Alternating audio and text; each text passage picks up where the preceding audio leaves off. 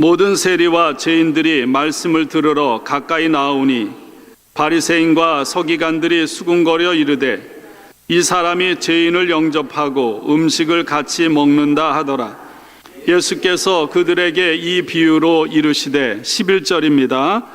또 이르시되 어떤 사람에게 두 아들이 있는데 그 둘째가 아버지에게 말하되 아버지여 재산 중에서 내게 돌아올 분깃을 내게 주소서 하는지라. 아버지가 그 살림을 각각 나누어 주었더니 그 며칠이 안 되어 둘째 아들이 재물을 다 모아가지고 먼 나라에 가 거기서 허랑방탕하여 그 재산을 낭비하더니 다 없앤 후 그 나라에 크게 흉년이 들어 그가 비로소 궁핍한지라. 가서 그 나라 백성 중 한 사람에게 붙여 사니 그가 그를 들로 보내어 돼지를 치게 하였는데 그가 돼지 먹는 쥐염 열매로 배를 채우고자 하되 주는 자가 없는지라. 이에 스스로 돌이켜 이르되 내 아버지에게는 양식이 풍족한 품꾼이 얼마나 많은가. 나는 여기서 주려 죽는구나. 내가 일어나 아버지께 가서 이르기를 아버지, 내가 하늘과 아버지께 죄를 지었사오니 지금부터는 아버지의 아들이라 일컬음을 감당하지 못하겠나이다. 나를 품꾼의 하나로 보소서 하리라 하고 이에 일어나서 아버지께로 돌아가니라. 아직도 거리가 먼데 아버지가 그를 보고 측은히 여겨 달려가 목을 안고 입을 맞추니 아들이 이르되 아버지, 내가 하늘과 아버지께 죄를 지었사오니 지금부터는 아버지의 아들이라 일컬음을 감당하지 못하겠나이다 하나 아버지는 종들에게 이르되 제일 좋은 옷을 내어다가 입히고 손에 가락지를 끼우고 발에 신을 신기라. 그리고 살진 송아지를 끌어다가 잡으라. 우리가 먹고 즐기자. 이 내 아들은 죽었다가 다시 살아났으며 내가 잃었다가 다시 얻었노라 하니 그들이 즐거워하더라. 맏아들은 밭에 있다가 돌아와 집에 가까이 왔을 때 풍악과 춤추는 소리를 듣고 한 종을 불러 이 무슨 일인가 물은데 대답하되 당신의 동생이 돌아왔음에 당신의 아버지가 건강한 그를 다시 맞아들이게 됨으로 인하여 살진 송아지를 잡았나이다 하니 그가 노하여 들어가고자 하지 아니하거늘 아버지가 나와서 권한대 아버지께 대답하여 이르되 내가 여러 해 아버지를 섬겨 명을 어김이 없거늘 내게는 염소 새끼라도 주어 나와 내 벗으로 즐기게 하신 일이 없더니 아버지의 살림을 창녀들과 함께 삼켜버린 이 아들이 돌아오매 이를 위하여 살진 송아지를 잡으셨나이다. 아버지가 이르되 예, 너는 항상 나와 함께 있으니 내 것이다 내 것이로되 이 내 동생은 죽었다가 살아났으며 내가 잃었다가 얻었기로 우리가 즐거워하고 기뻐하는 것이 마땅하다 하니라. 아멘.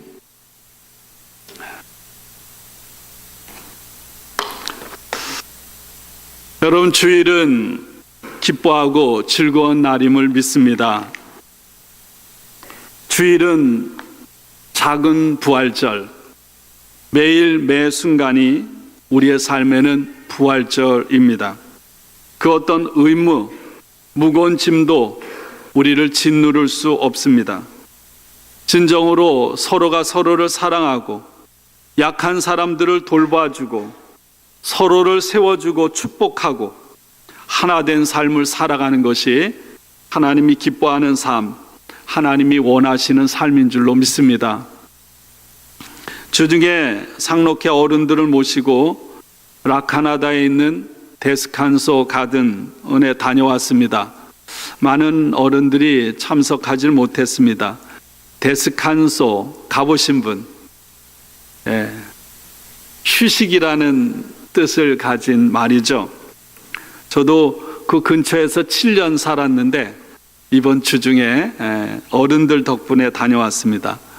165에이커나 되는 거대한 공원인데 어른들이 이동이 불편하기 때문에 1시간 반 동안 한 4, 5에이커 정도 이렇게 꽃구경을 하고 돌아왔습니다. 너무나도 아름답고 깨끗한 정원이었습니다. 온갖 꽃들, 특별히 온갖 종류의 튤립, 그리고 동백꽃들이 마치 우리가 천국에 와 있는 것 같은 착각을 줄 정도로 아름다웠습니다. 아름답다고 기뻐하고 좋아하는 어른들을 보면서 그 모습 때문에 저도 행복했습니다.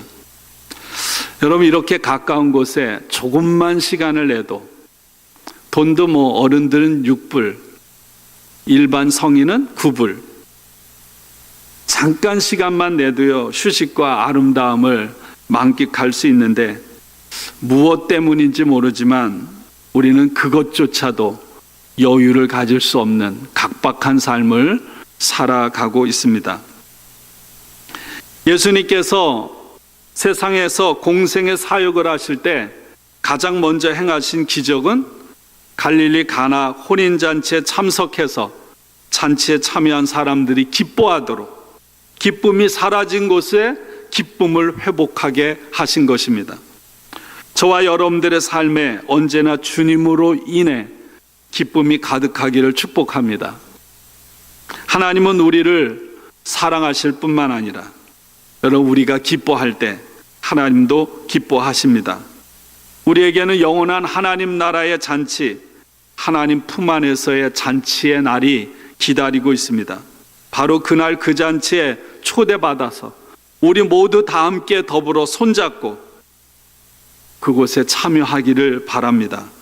그곳에서 주님의 신부가 돼서 여러분, 새 포도주를 마시고 주님으로 인해 주어지는 진정한 기쁨을 함께 맛보는 삶을 여러분들이 믿음으로 바라보기를 원합니다.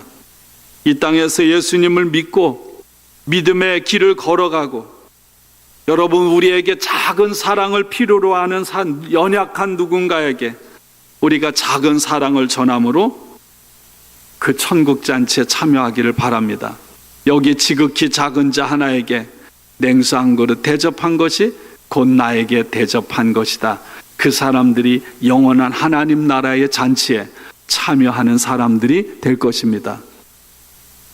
94세, 93세 되신 권사님을 비롯한 어른들이 아이들처럼 기뻐하고 좋아하라 하시는 모습, 천국 잔치, 천국에서 벌어지는 갈릴리 가나의 잔치가 어떤 모습일지를 살짝 들여다보고 맛을 보고 온 느낌입니다.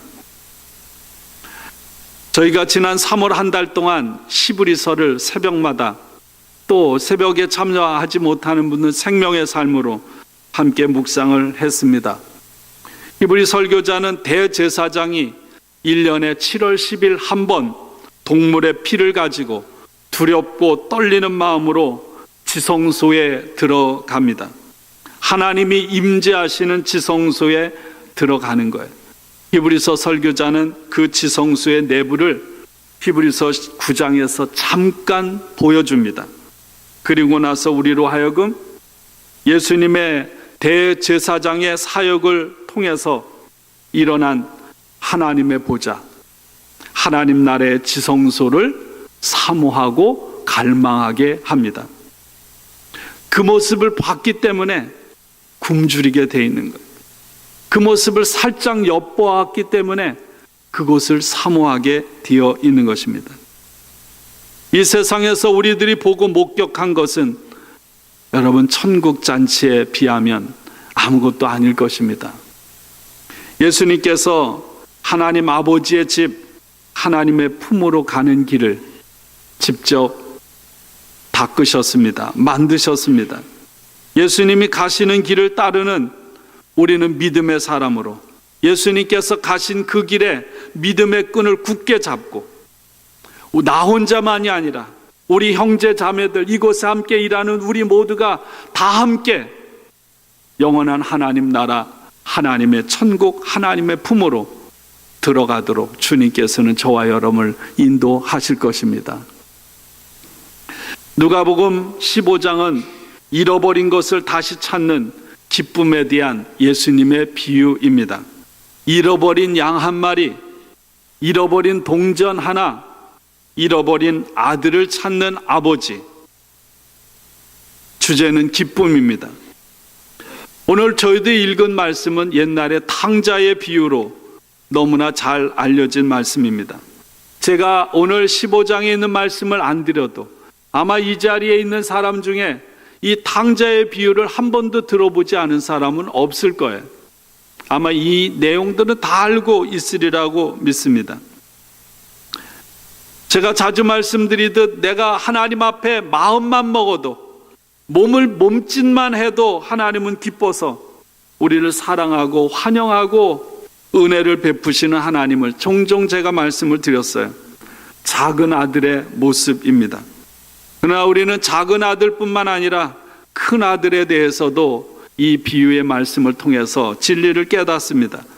또한 아들을 기다리는 아버지의 사랑에 대해서도 우리는 많은 이야기를 나눌 수가 있습니다.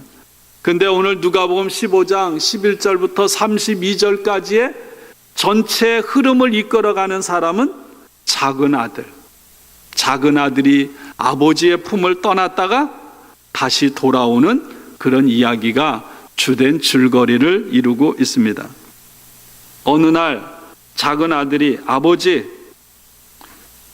재산 가운데 나에게 돌아올 몫을 저에게 주십시오. 그렇게 요구하고 결국 자기의 것을 모두 챙겨서 집을 떠났습니다. 단순히 자기에게 돌아올 몫을 챙겨서 떠난 것만이 아닙니다. 당시 작은 아들이 자신에게 돌아올 몫인 재산을 가지고 떠나기 위해서는 아버지가 어떻게 해야 되나요?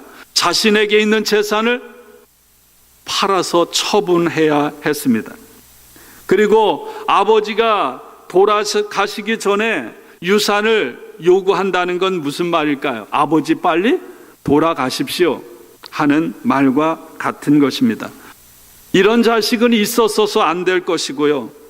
아버지에게 이런 자식이 있다면 대부분의 아버지는 매를 들어 혼을 내든지 아니면 집에서 인연을 끊고 내쫓는 것이 마땅할 것입니다. 작은 아들의 행동은 여러분 사회에서 수치요, 아버지를 향한 모독이기 때문입니다. 또 자식들은 유산을 받으면 어떻게 하나요? 노년에 이른 아버지를 부양해야 될 그런 의무와 책임조차도 내팽겨쳐지는 그런 행위였던 것입니다. 어떤 일이 벌어집니까? 결국 작은 아들은 가진 모든 것을 탕진합니다. 여자에, 게임에, 도박에, 술에 전 재산을 탕진하고 공경에 처하게 됩니다. 누군가의 집에서 돼지를 키우며 더 이상 떨어질래야 떨어질 수 없는 절망의 밑바닥까지 떨어지게 되었습니다. 여러분, 유대인이 돼지를 키운다는 것은 여러분 저주입니다. 돼지는 부정한 짐승이기 때문에.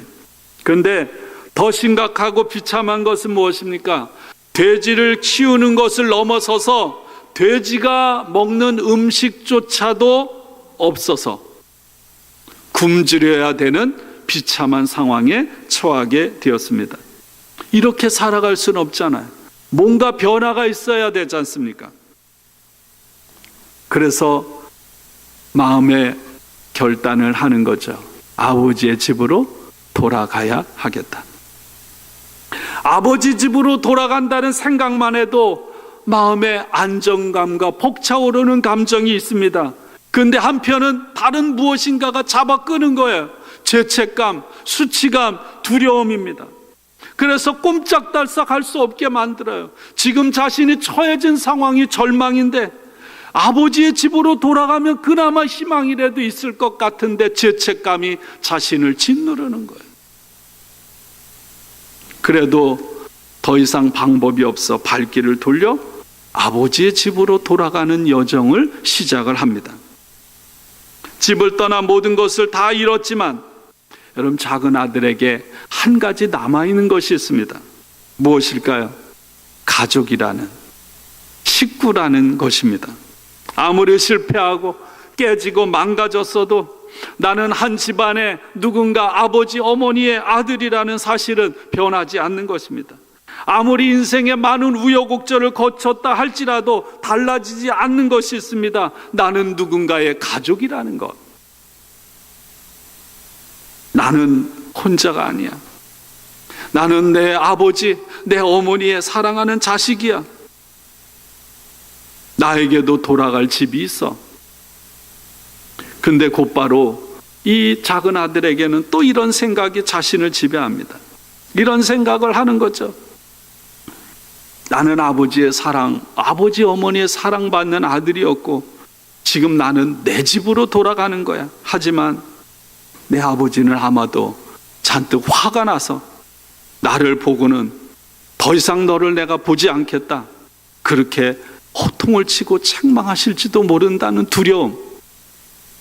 어떻게 키웠는데, 어떻게 내가 모은 재산을 너에게 주었는데 성공하지 못하고 모든 재산을 다 탕진하고 거지꼴이 되어서 돌아오는 그런 자식, 꼴도 보기 싫으니까 당장 나가라, 이런 소리를 들을지도 모르는 두려움. 그래서 작은 아들은 아버지 있는 집으로 돌아가면서 수없는 말을 되뇌이고 수없이 말을 연습합니다. 아버지 말 맞습니다. 저는 형편없는 자식입니다. 그래도 굶어 죽지 않도록 아버지 집에서 붙어서 일함으로 그래도 밥이나 얻어먹게 해주십시오. 저는 그 정도밖에 안 되는 인간입니다. 혹 제가 이 집에서 아들이 아니라 일꾼으로라도 입에 불치를 할 자리만 있어도 저에게 주십시오. 얼마나 많은 말을 연습하면서 아버지 있는 곳으로 갔겠어요. 근데 오늘 누가복음 15장에서 가장 돋보이는 인물은 누구입니까? 아버지죠. 아버지. 그래서 원래 탕자의 비유라고 하지 않고요, 집을 나간 아들을 기다리는 아버지에 대한 비유의 말씀이에요.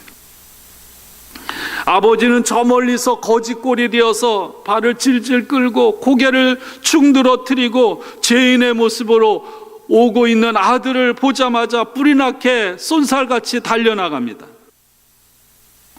제가 이 말씀을 읽으면서 우리 아버지 생각을 했어요.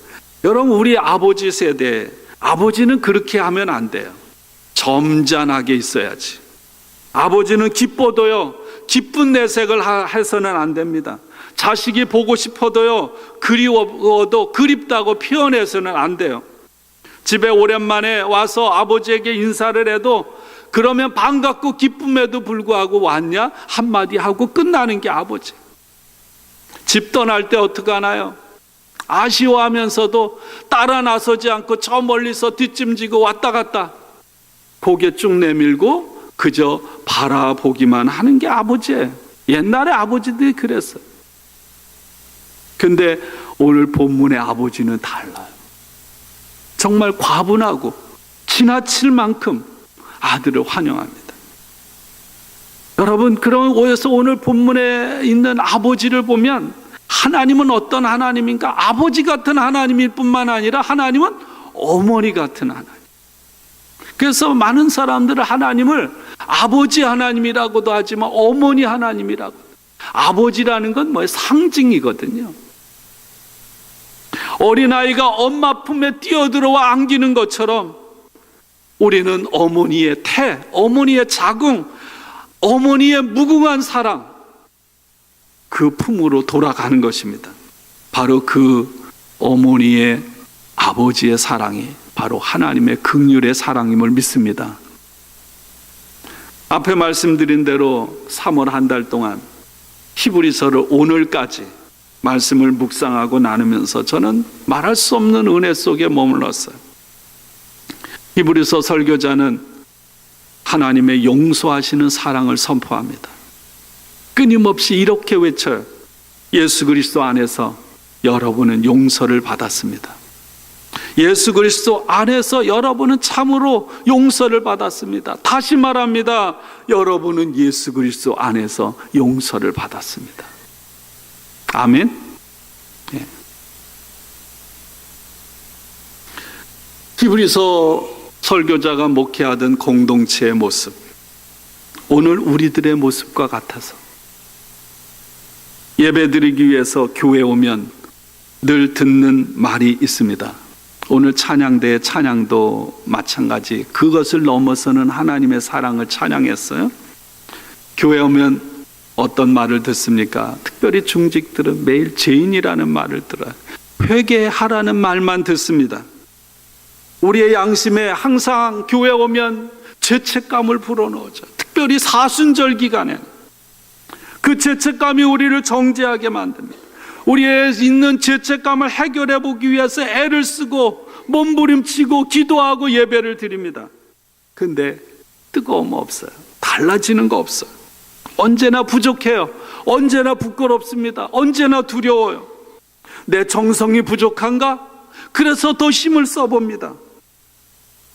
예배를 통해서 찬송하고 기도하고 헌금하고, 근데 하나님, 인격적인 하나님을 만나지 못하고 주님을 만나지 못하고 또 여전히 나는 죄인의 모습으로 삶의 자리로 돌아가. 다음 주일이 오면 또다시 하나님 앞에 드릴 예물을 가지고 마음을 준비해서 하나님 앞에 나와 정성을 다해 예배를 드려요. 근데 하나님을 만나는 만남이 없어요. 주님을 만나는 감격이 없어요. 어떤 사람이 이게 반복되다 보니까 아예 주님을 떠나버리는 사람들이 많아요. 이것이 오늘 히브리 설교자가 목회했던 공동체 모습이요, 오늘 저와 여러분들이 신앙생활하는 오늘 교회의 모습이고 우리의 마음의 모습이기도 한 거예요.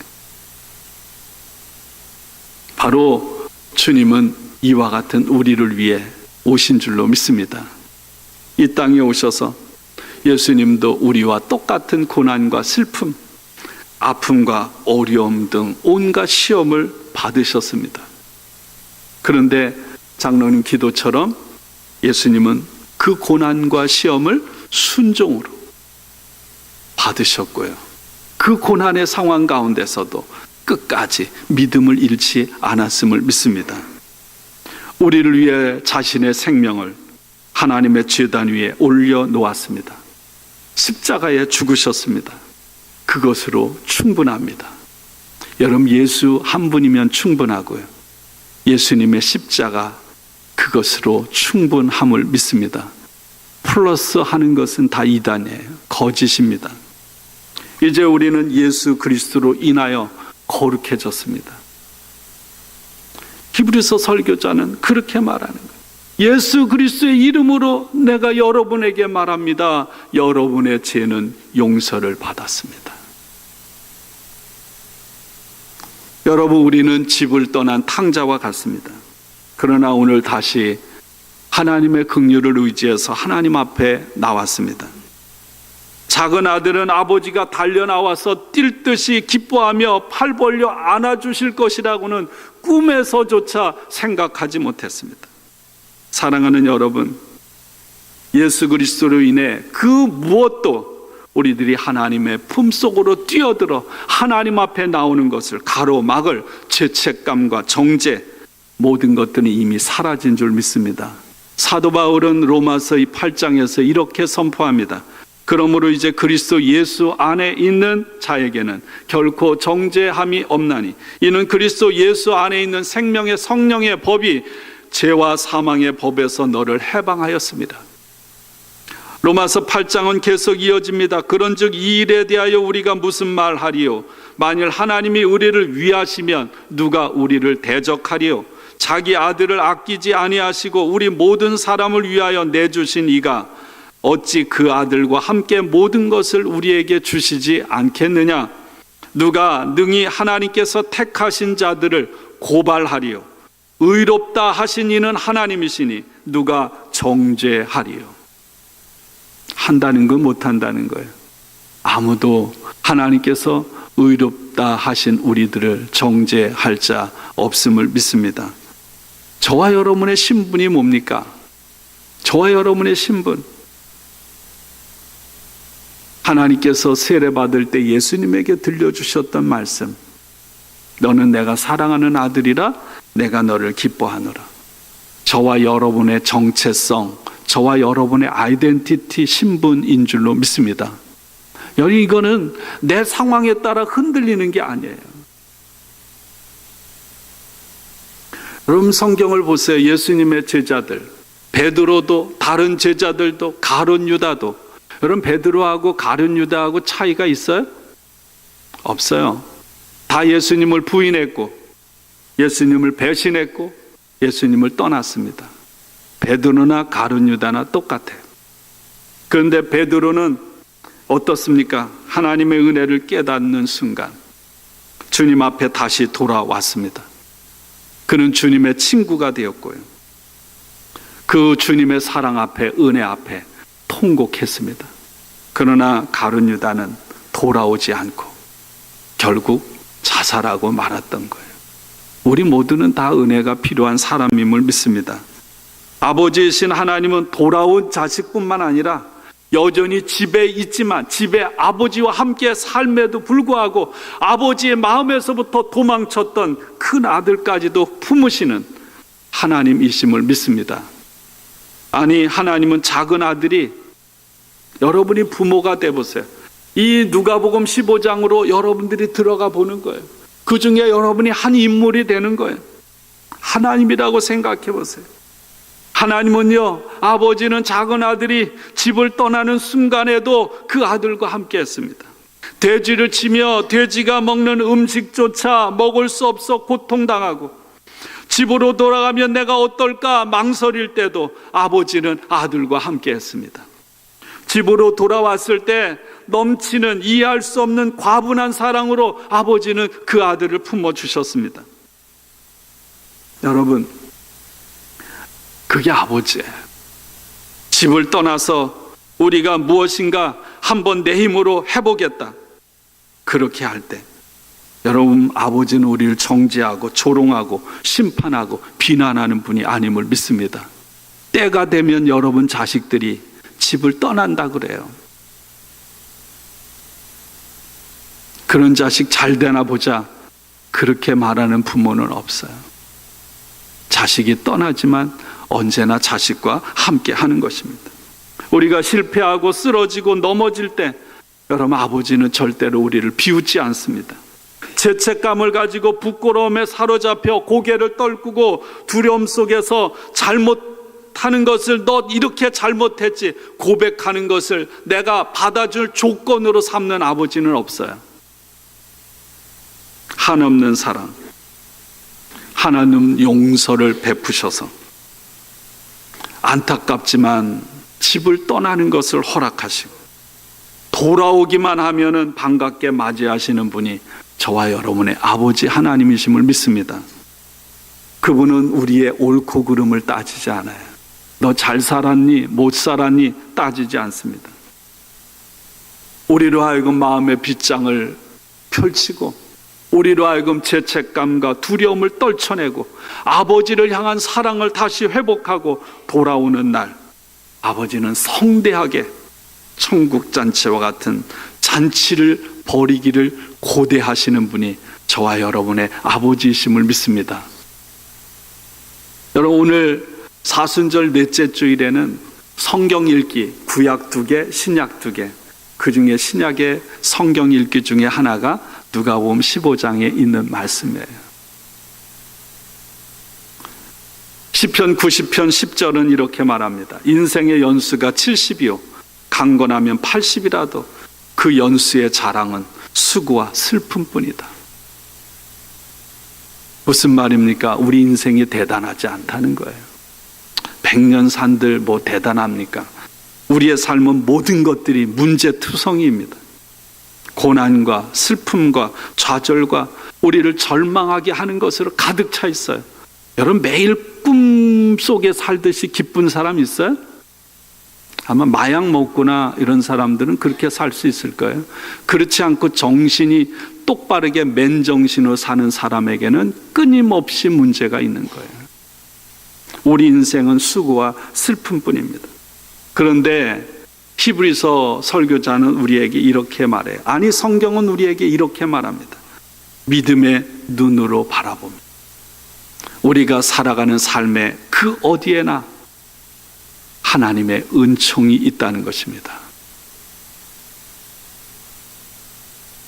모든 것 위에, 우리가 살아가는 모든 것 위에, 우리의 삶의 모든 것에 내가 어떤 모습이든지 지금 내 형편이 어떠하든지 상관없이 우리를 축복하시는 아버지의 사랑이 저와 여러분 위에 깃들여져 있음을 믿습니다.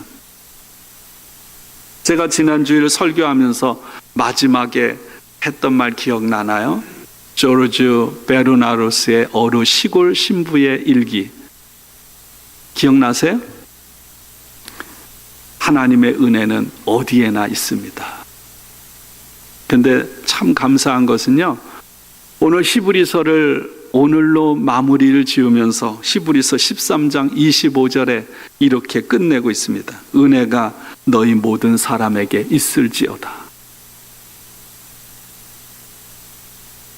저와 여러분이 어디에 서 있든지, 우리가 어떤 형편과 상황에 처해 있든지, 우리는 우리의 삶을 다 이해할 수 없습니다. 우리의 문제를 우리는 우리의 힘으로 다 해결할 수 없습니다. 그러나 분명한 것은 하나님의 은혜는 한순간도 우리를 떠나지 않고 저와 여러분을 찾아낼 줄로 믿습니다. 그리고 그곳에 함께 할 것입니다. 함께 해왔고 지금도 함께하고 함께 할 것입니다. 예수 그리스도께서 이 땅에 오셔서 감당하신 모든 고난, 죽으심, 부활, 승리하셔서 하나님 나라에 승천하셔서 보좌 우편에 계신 사역으로 인해서 여러분, 하나님의 은혜는 우리들이 어디에 있든지 어떤 형편에 있든지 저와 여러분의 삶에 하나님의 은혜는 영원히 함께 할 것입니다.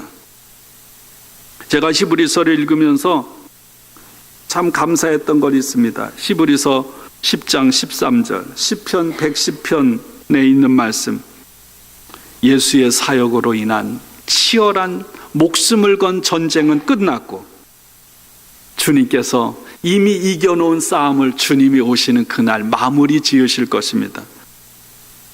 이미 십자가에서 승리하신 아들 예수 그리스도는 우리들을 공격하는 모든 원수들, 우리의 대적들, 우리가 죄로 인해 짊어져야 되는 모든 질병, 가난, 굶주림, 고독, 외로움, 분노, 최후의 적인 죽음까지도 예수님께서는 자기의 발등상이 되게 하신다. 자기의 발밑에 짓밟아 버리시고 영원한 승리를 하신 분, 그분께서 우리에게 영원한 승리를 주시겠다는 거예요. 여러분, 이 약속이 이미 저와 여러분에게 있고 주님이 오시는 그날 완성될 줄로 믿습니다. 저는 오늘 이 말씀으로 마무리를 짓고자 합니다.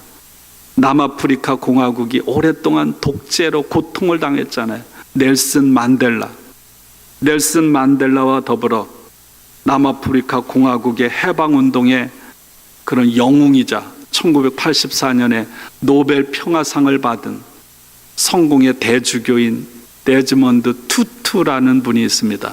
그분이 한 말을 나눔으로 함께 끝내고자 합니다. 우리 함께 같이 읽을까요? 같이 읽습니다. 하나님의 사랑스러운 자녀들이여, 이 세상을 살면서 하나님이 여러분을 있는 그대로 사랑하신다는 사실을 기억하기란 쉬운 일이 아닙니다. 주님이 여러분의 선한 모습을 보시고 사랑해 주시는 건 아닙니다. 천만의 말씀입니다. 하나님은 여러분을 사랑하십니다. 그게 끝입니다. 사랑할 만해서 사랑하는 게 아닙니다. 절대로 아닙니다. 정확하게 말하자면 그분이 사랑해 주신 덕분에 우리는 사랑할 만한 존재가 된 것입니다. 하나님은 공로와 상관없이 그 모습 그대로 우리를 받아주셨습니다. 얼마나 기가 막힌 은혜입니까? 이것이 진정한 해방입니다. 이 은혜 속에 살아가는 저와 여러분들이 되기를 축원합니다. 우리 함께 기도하죠.